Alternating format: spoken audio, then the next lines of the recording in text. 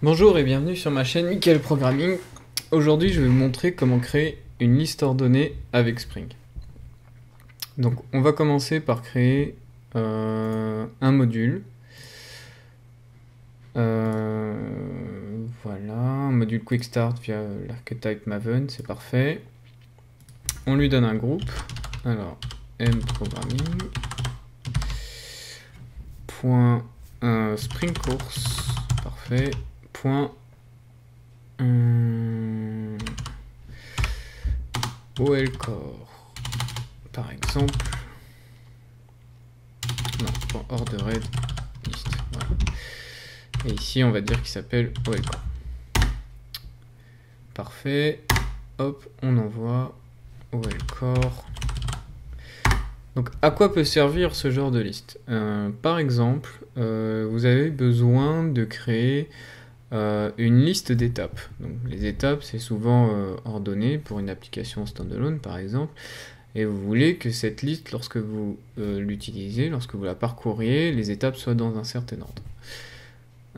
Et avec Spring par exemple, c'est possible notamment de charger, d'injecter une liste automatiquement. Donc première chose à faire, donc voilà, notre squelette est créé. Première chose à faire, c'est d'importer les dépendances Spring. Alors je prends ma petite anti-sèche, voilà, parfait. Donc qu'est-ce qu'on va importer? On va importer le framework Spring et deux autres dépendances qui vont nous permettre de créer le contexte dans une application standalone. Donc ensuite nous allons créer le fichier de ressources. Donc nous allons créer dans le répertoire resource. Voilà, tac. Tac. Et nous allons l'appeler application context. Dedans, nous allons juste dire à Spring, crée-moi tout simplement, voilà, scan tout simplement, scan tout simplement les packages qui ont des annotations pour bin. Alors Spring Course, voilà. On va s'arrêter là, et là il râle tout simplement parce que j'ai pas importé les schémas de contexte. Donc je vais le faire tout de suite. Voilà. Et voilà. Donc le namespace, parfait. Voilà. Donc là déjà nous avons créé la base pour notre application Spring. Ensuite, ce que nous allons faire, c'est créer l'application context. Alors, moi, ce que je vais faire, c'est créer un string statique final. Donc, public static final string qui représente en fait le chemin vers mon fichier. Application context. Texte, pardon.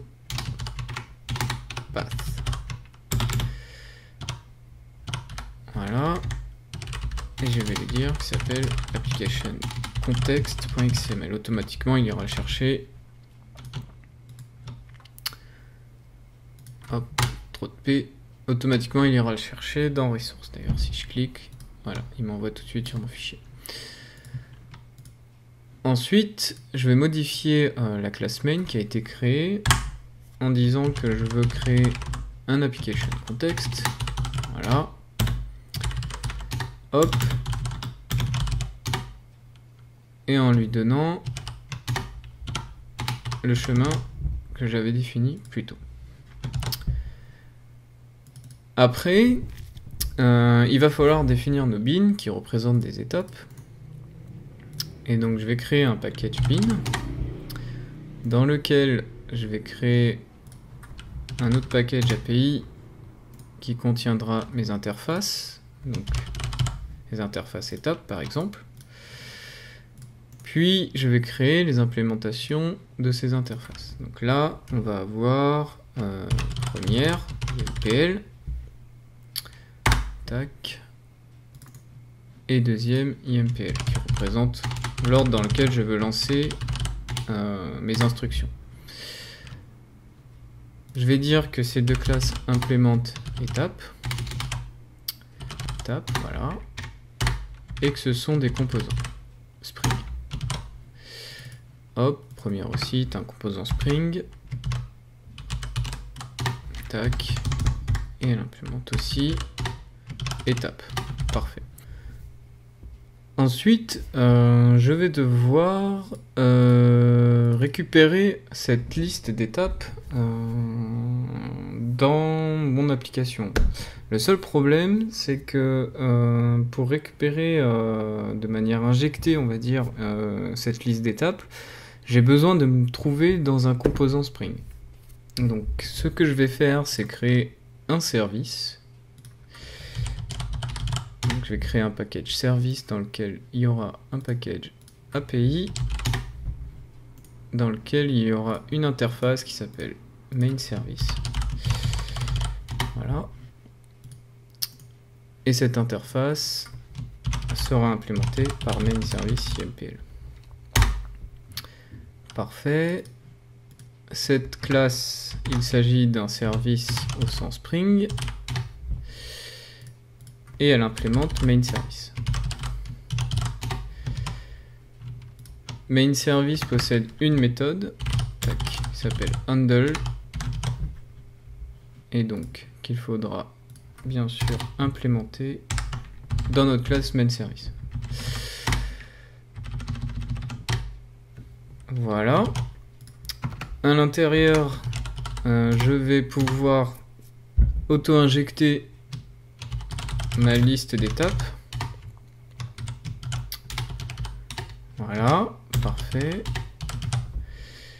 Et dans handle, tout ce que je vais faire, c'est afficher cette liste d'étapes. Voilà, qui s'appuie sur la méthode toString. Ensuite, ce qu'il faut que je fasse, c'est récupérer un main service dans l'application principale. Donc, hop, main service. Je vais utiliser pour ça getBean d'application context. Et je vais lui dire qu'il s'agit d'un bean de type main service. Et automatiquement, il va me récupérer l'implémentation de main service. Ensuite, ce que je vais faire, c'est lancer la méthode handle. Et donc là, si je lance la méthode handle quand tout bien fait, normalement, on devrait avoir quelque chose du type... Voilà. Il nous affiche deux listes. Il nous affiche deux éléments dans sa liste, qui est deuxième IMPL et première IMPL. Sauf que nous, on aimerait bien que première arrive en premier et deuxième arrive en deuxième. Donc pour ça, c'est très simple. Vous allez dans vos implémentations d'étapes. Vous ajoutez la notation order. Voilà. Pour première, vous mettez la valeur 1. Et pour deuxième, vous mettez la valeur 2. Parfait. Et ce n'est pas tout. Ensuite, il faut dire à Spring de trier ces classes, de trier cette liste avant de lancer quoi que ce soit depuis main service IMP. Donc pour ça, vous créez une méthode qui aura comme annotation post-construct, donc après la construction de la classe, et qui aura pour but de trier notre liste d'étapes. Init, alors private void init, voilà. Collections sort, donc étape. Et là, alors le deuxième élément, qu'est-ce que c'est? J'ai oublié. C'est un comparator. Alors il y a un comparateur un peu particulier avec Spring. Voilà.